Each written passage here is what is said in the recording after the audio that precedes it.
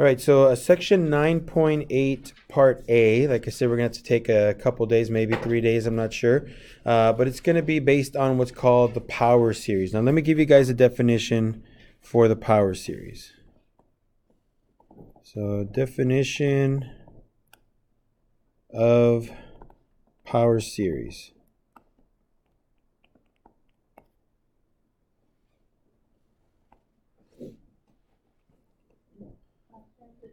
So it says if x is a variable, so if x is a variable, then the infinite series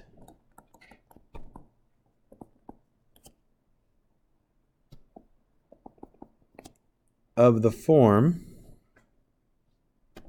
put the word form here,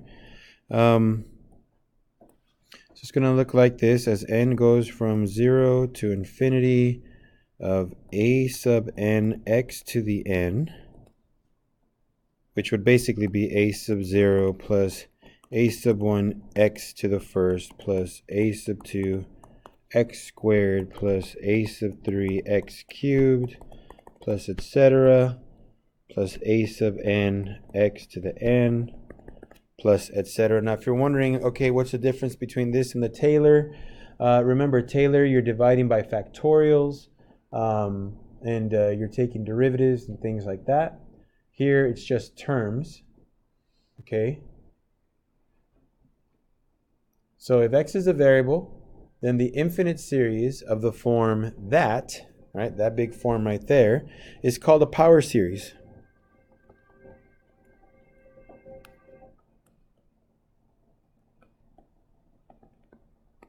So this is called a power series.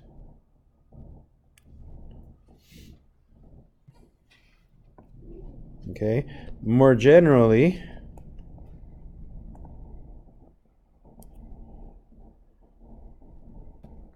a series of the form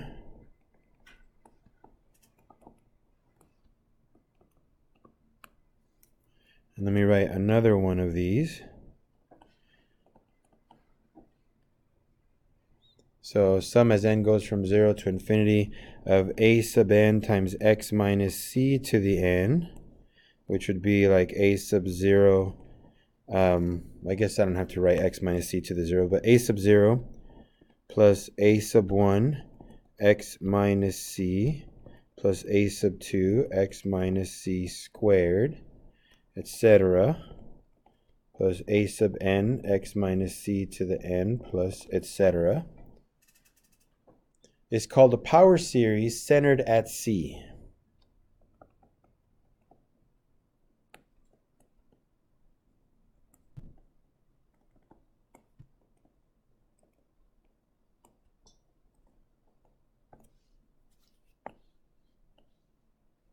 So a power series centered at C.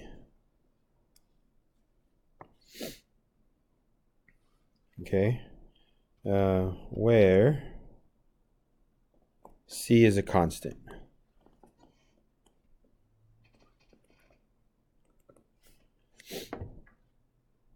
So very big definition here.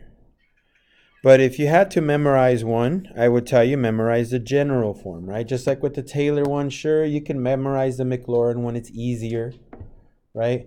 F of 0 plus f prime of 0 x, right, plus f double prime of 0 x squared over 2 factorial. But it's always good to memorize the general one, the one that has the c portion in it, right, the x minus c part, because then you know if it's centered at 0, then the c just disappears. But if it's centered anywhere else, then at least you remember the formula so you could put in the numbers in the right place. Okay? So again, you'll notice that this kind of resembles a Taylor series. Right? It's almost the same. It has the x minus c stuff in it. The powers kind of continue 1, 2, or 0, 1, 2, 3, 4, etc.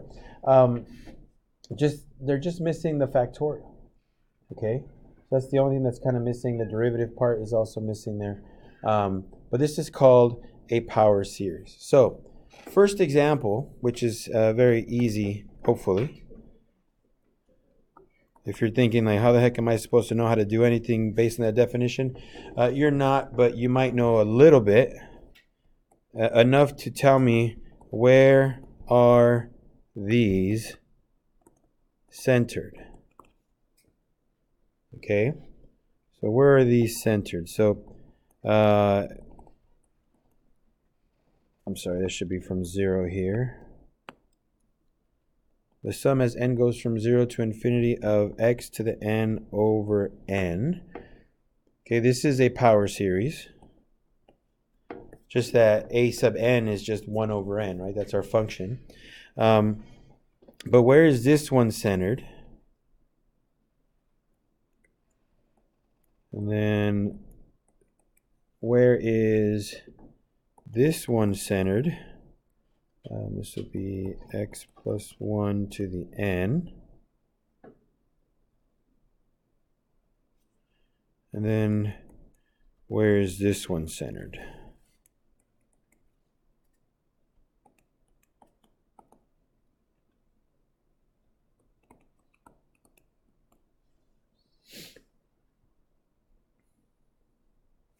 Now, just so you know, before we go ahead and answer these, if we were to do a couple of terms for this, the top one, if we start at 0, would just become a 1. And then if you plug in a 1, you'd get x. If you plug in a 2, you get x squared over 2. A 3 would look like this, etc. That's what that one would look like.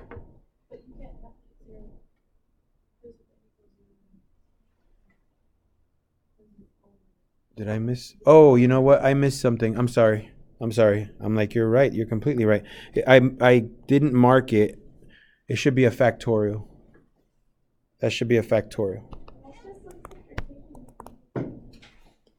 Okay. So yeah, that should be a factorial. Thank you for that.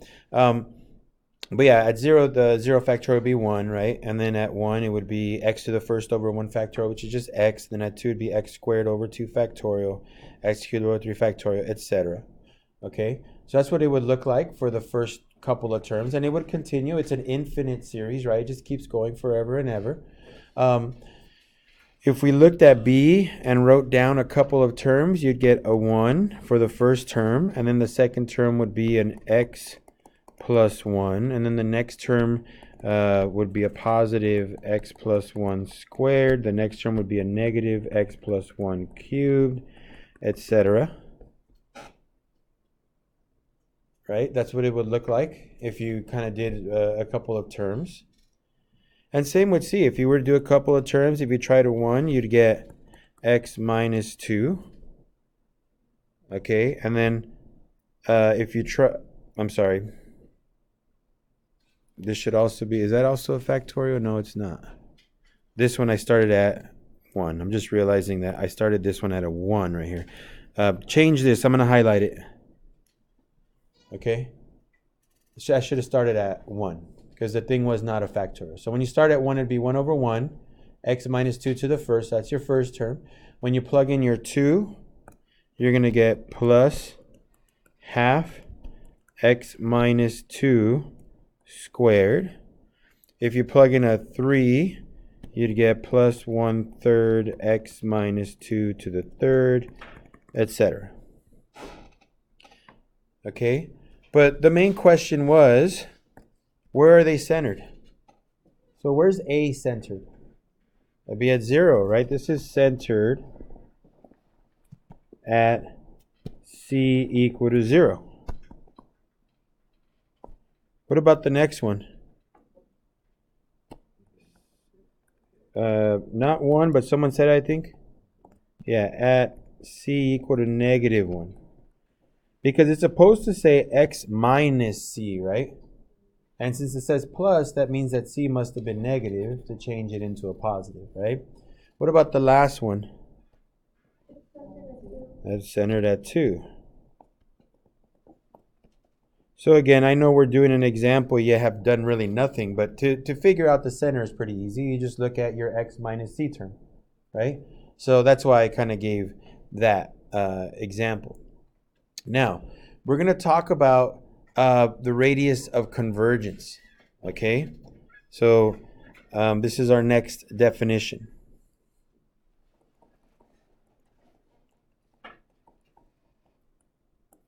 The radius of convergence.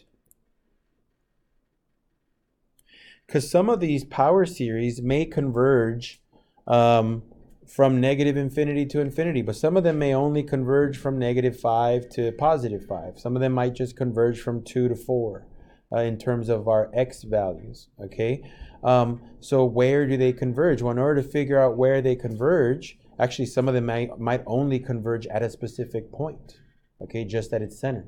So in order to figure out where they converge, we have to figure out a way to test it, okay? So radius of convergence and interval of convergence, all that stuff, let me put that right here.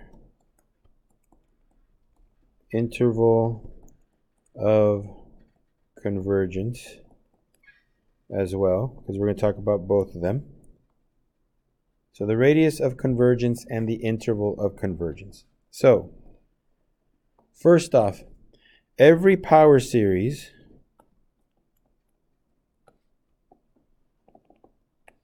converges at its center. Okay, everyone converges at its center. So in other words, in example 1, part A, it converges at 0. For part B, it'll converge at -1. And at part C, it would converge at 2.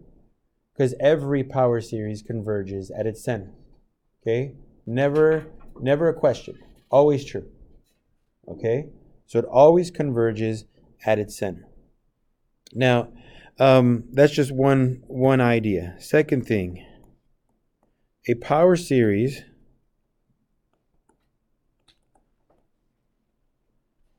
in X can be viewed as a function f of x equal to the sum as n goes from 0 to infinity of a sub n x minus c to the n, where the domain of f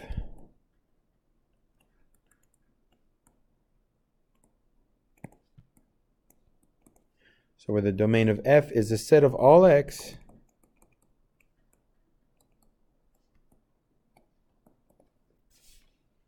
for which the power series converges.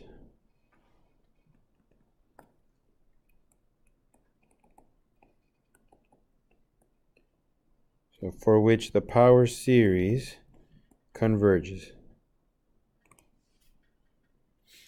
In other words, you can rewrite any power series as a function, and the domain of that function will just be the interval where that power series converges. So wherever the power series converges, that's where the function has a domain. And I know that might seem like, what the heck is he talking about? We're gonna talk about how to test for convergence right now, okay? So how is it that you figure out where does f of x exist? Right? Well, it exists where the power series converges. Well, then how do I check for convergence of a power series? We already know that a power series converges at its center, but does it converge everywhere? Or just at its center? Or within a specific interval? So that's the next thing. Okay? So there's a theorem 920. Now I'm going to write the theorem, and then I'm going to kind of rewrite what it's kind of saying in a sense. Okay? So theorem 920. This is convergence of a power series.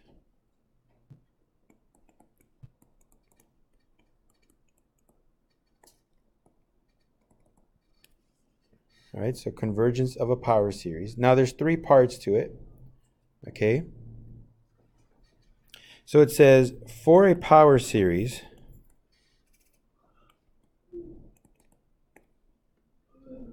centered at C,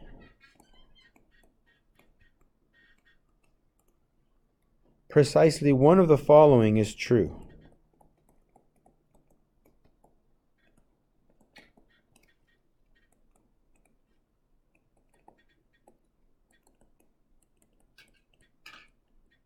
So like I said, there's three parts. So one of these is true.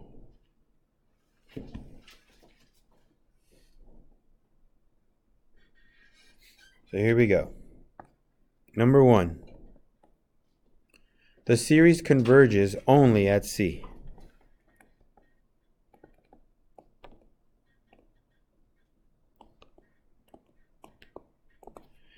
Now, that one you always assume to be true unless part 2 and part 3 happen to occur. Okay?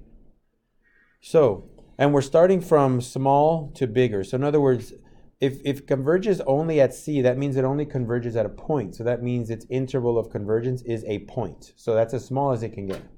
Okay? Now, it may converge over an interval, and this is probably the most complicated part of it. It's not that hard to do, just so you know, but it looks like it's really complicated. So bear with me. I'm going to write the definition. There exists a real number R, which is greater than 0, such that the series converges absolutely for the absolute value of x minus c less than r, and diverges for the absolute value of x minus c greater than r. So this is if you want an interval, like from -2 to 2. This is what you do. Okay, now I know that doesn't look like anything that makes a lot of sense, but we do tend to use like ratio tests and root tests and stuff like that.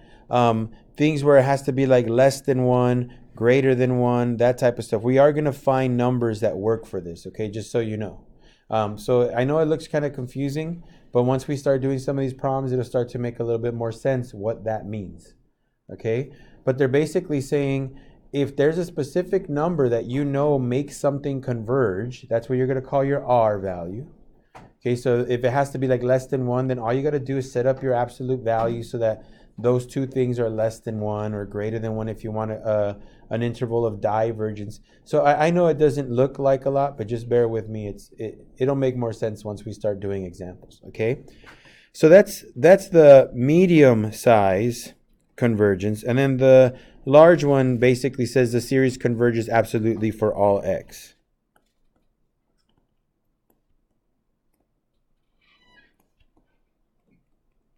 So the series converges absolutely for all x.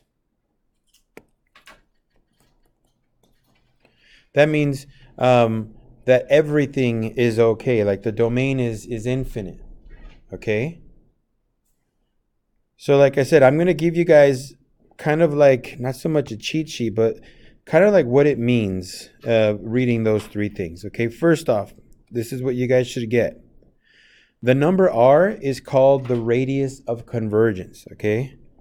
So the number r is called the radius of convergence. Okay, so r is the radius of convergence.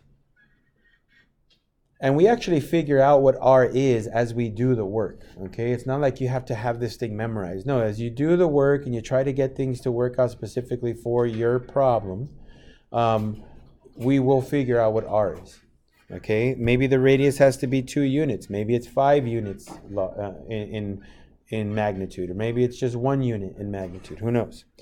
But we'll figure that out. Now,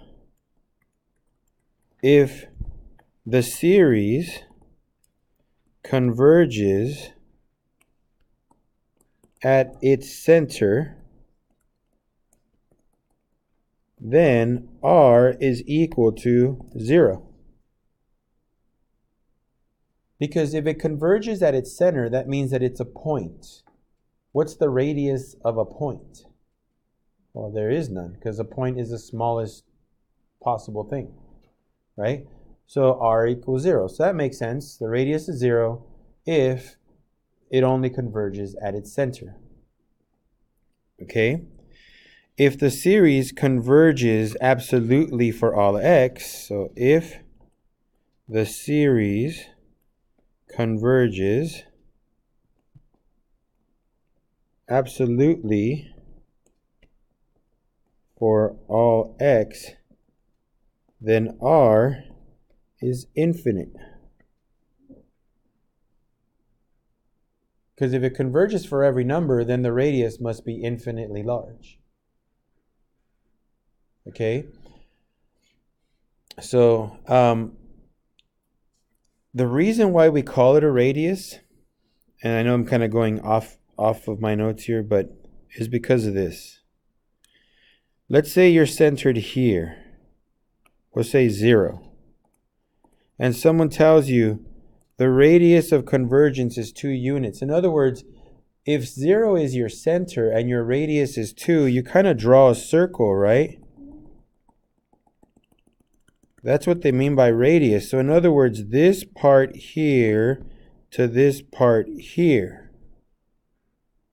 So would you say that's from -2 to 2? Right? That would be my interval of convergence now. Right? So my radius of convergence can be a number like 5. That means the radius of this circle that we don't draw, but we think about, this circle is 5 units to the left and 5 units to the right of my center.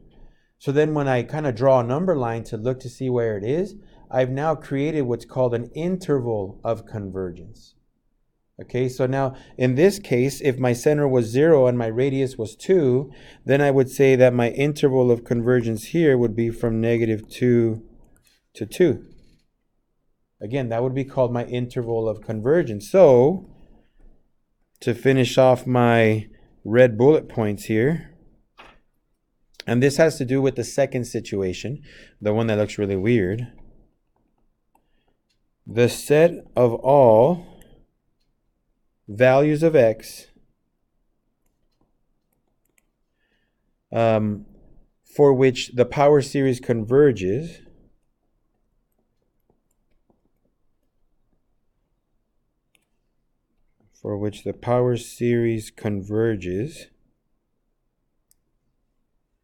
is the interval of convergence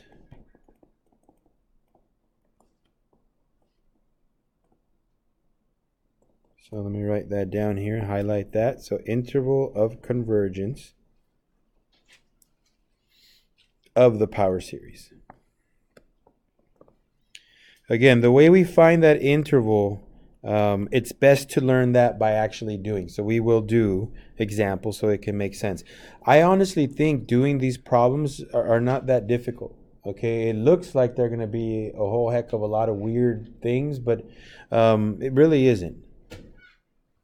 I think it's more mental that people psych themselves out and they say, oh, this is definitely difficult because look at all these definitions that he's writing, right? Look at all this stuff. I don't even understand what number 2 means. Like, how the heck is he saying this is simple, right? It really isn't that hard, all right? You still have to remember your convergence testing because you're going to use some of that stuff to try to figure out what we should set things less than to, greater than to, stuff like that. But it's nothing really new that we haven't learned before. We're just using it in a different way. Okay? So, let me see. Just curious. We get out here at 31. Okay, so I can at least try one example with you guys. Let's see if this helps. Okay? So yeah, here we go. Example number 1.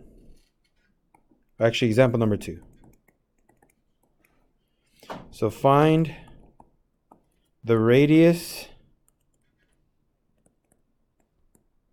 of convergence of,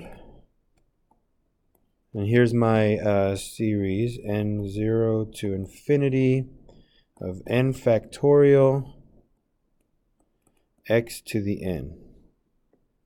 Now, you should automatically say r equals 0 is a possible candidate. Okay, my radius being 0 is a possible candidate because where am I centered for this problem? At 0, right? Note, we are centered at 0. Since I'm centered at 0, then that means that it is convergent at 0. So there is no radius at a point. So r equals 0 is an option. Remember how it says precisely one of these three is true? So far, 1 is true, but maybe 2 is true, or maybe 3 is true. So we go from small to big, and we include the most possible. So right now we're saying the smallest possible answer is true. And remember what we said, the smallest possible answer is always true, right? I think I mentioned it right there, the very first thing. Every power series converges at its center. So r equals 0 is always an answer. But can you do more? So we come back here. We know that we're centered at 0. Okay, so now what I want to do is ask myself, where else does this converge? So I'm going to have to apply a convergence test to this series. What convergence test do you think best works with this? Do you think an alternating series test works with this one? No? What do you think might work? What did you say? Nth term, well, we can try. What is nth term test for divergence? It says it has to not equal to 0, right? So then if we try it, what happens to it? If I do this for the nth term test, so then we're going to say try the nth term test for divergence. So will this thing even converge?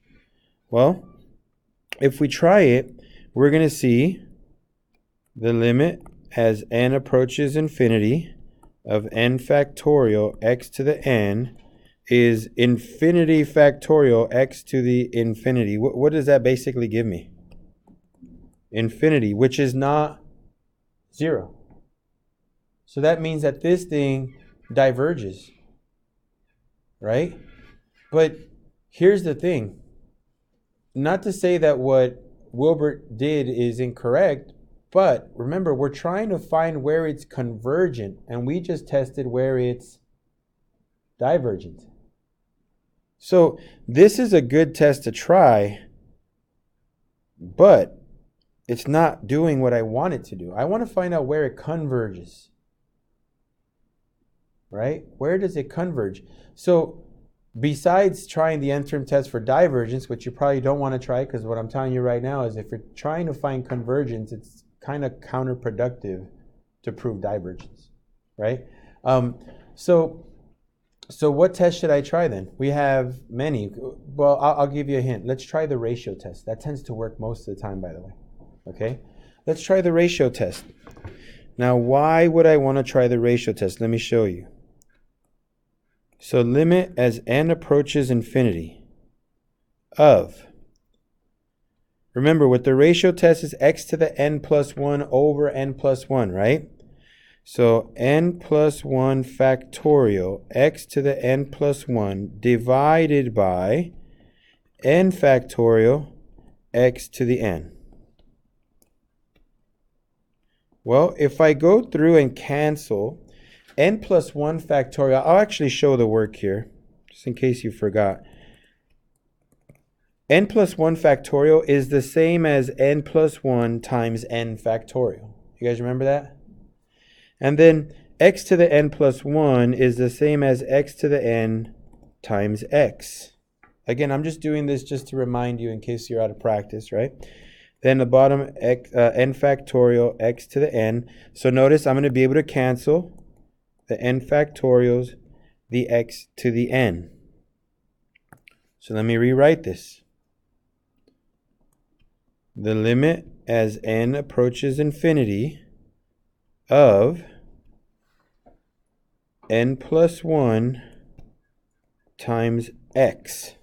Are we okay so far? Now, what is the variable that's important when I'm doing this problem? N. X we treat as a variable, but it's not important. We're going to kind of treat it like a number. Okay? I'm going to factor it out, because it does nothing to the limit.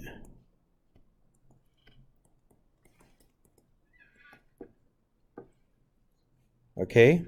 It does nothing to the limit. Now, when we do this, what's that limit? It's infinity, right? Now, x times infinity is infinite. In order for this to converge, what does it have to be less than? Well, less than r, but the actual ratio test. It has to be less than 1. Is that less than 1? No, this is greater than 1. So it still proves what Wilbert said. It diverges everywhere, right? This is not converging. So then what is my answer to what is the radius of convergence? We know this diverges everywhere except for what? Except for its center. So what's the radius if it only converges at the center? 0. So r equals 0 since it only converges at its center. Now you might say, okay, great, we figured that one out, but I still don't understand what the heck the second definition is. Well, that's because I didn't want you to see that one yet. We're going to do that one next. Okay? But this was an example that shows you the r equals 0 situation. Okay? Where you know that it's centered at 0 or wherever it's centered, but you know that r equals 0 is an answer. Your radius is 0. Okay? But then we checked using the ratio test to see if you could find out where it's less than 1. Right? Because if we could have found out somewhere where it's less than 1, then awesome. I have my center and I have my radius and I can figure out my interval. Okay? But we found out that it doesn't converge anywhere. It diverges. Which means, since it's diverging everywhere else, then r equals 0 is the only option. Only convergent at its center, because everything is convergent at its center. But let me do one more of these with you guys, and then I think we'll be done for today. Example number 3. This one will actually give us an actual radius. Find the radius of convergence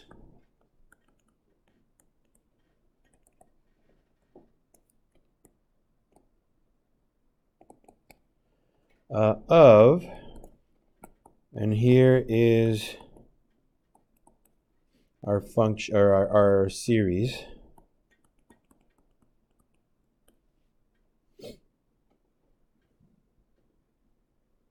All right, so what is the center? 2. So notice c equals 2, r equals 0 is so far in play, okay? My radius is 0 so far. Now, I want to check to see if this converges within a certain interval. So what I'm going to do, again, I think ratio test works really nice for most of these. So I'm going to do the ratio test, the limit as n approaches infinity of. Now, remember, we're doing n plus 1, so this will be 3 times x minus 2 to the n plus 1 over 3 times x minus 2 to the n. Okay, the n's are just going plus 1. So again, I'm just going to write this out. I know it's going to look like we're doing more work than we need to, but I want to make sure you guys see it. So it's going to be x minus 2 to the n times x minus 2 That's basically x minus 2 to the n plus 1. On the bottom, it's 3 times x minus 2 to the n. Okay? So what can I cancel out?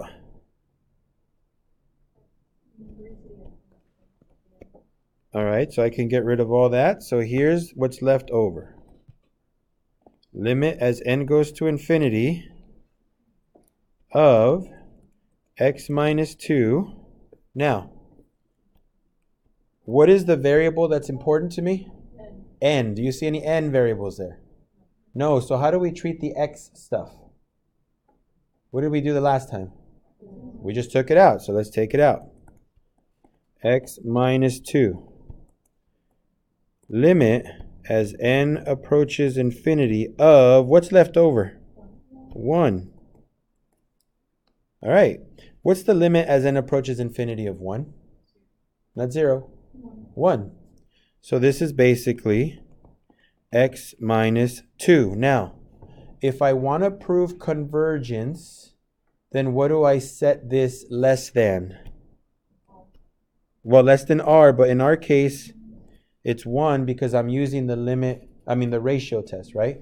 Less than 1. So, what is my r value according to this definition? By the way, I just realized here, I apologize. Let me fix this really quick.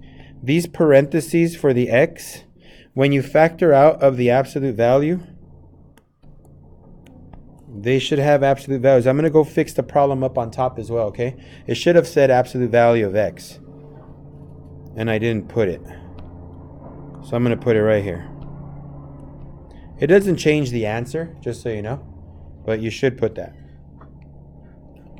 So I want you guys to notice, do you see how right here, that looks like x minus c less than r? Right? So that's the second definition. Our c value is 2. We said that earlier, right? We're centered at 2. So what's my r value? What does r equal to? Say again? 1. Now, if I were to tell you what's my interval of convergence, then this is what you do. You think to yourself, by the way, we're done with this problem. But if I were to say, like, what's the interval of convergence, then you kind of do this in your head. You don't have to draw it out. But you say, okay, I'm centered at 2. Here's 2. So 3, 4, not 5, sorry, 1, 0. We're centered at 2. I'm going to put a dot there, and my radius is 1. So from where to where does it go? Yeah, it goes 1 to 3. So you would say that your interval of convergence is from 1 to 3. Notice the number in the middle between 1 to 3 is 2, which makes sense that it's called your center. Right? So we'll go ahead and stop there. We'll do some more examples on this stuff. Then we're going to talk about endpoint convergence. So we are going to have to check, like in this case, you can't just say your interval of convergence is from 1 to 3, because you notice how it's open-ended. Maybe it converges at 1, so you can close that side. Maybe it converges at 3, so you can close that side. Right? So you got to do endpoint convergence testing, which means you got to check on the left and on the right. It's usually not that hard to do. So, but anyway, we'll continue tomorrow.